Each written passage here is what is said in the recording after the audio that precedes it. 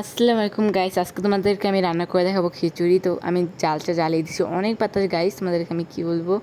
দেখতে পাচ্ছ খুব সুন্দর করে আমি জাল জ্বালিয়ে দিয়েছি।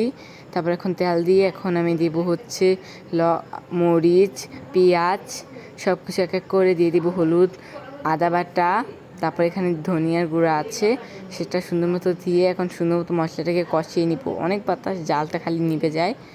এখন এখানে আদা বাটা, রসুন বাটা, জিরা বাটাটা দিয়ে দিচ্ছি। এখন সুন্দর মতো নেড়ে এখন সুন্দর মতো কষে গেছে। এখন আমি চাল ডাল ধোয়া ছিল সেটা দিয়ে দিব, নতুন ব্যাপারগুলোকে দিয়ে দিব।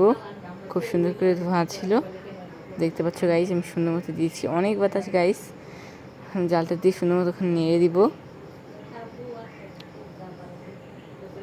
দেখতে পাচ্ছ গাইস, সুন্দর মতো নেড়ে খালি জালটা নেমে যে এখন আমি খুঁড়ে দিচ্ছি। আর আবহাওয়াটা দেখো গাইস, অনেক বাতাস, অনেক সুন্দর।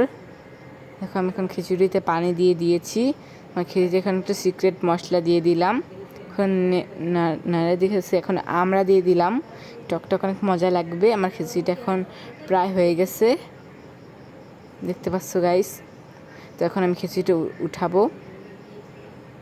খিচুড়িটা খেতে অনেক মজা হয়েছিল, তোমরা বাসায় ট্রাই করো, লাইক সাবস্ক্রাইব করে দিও। Bye bye.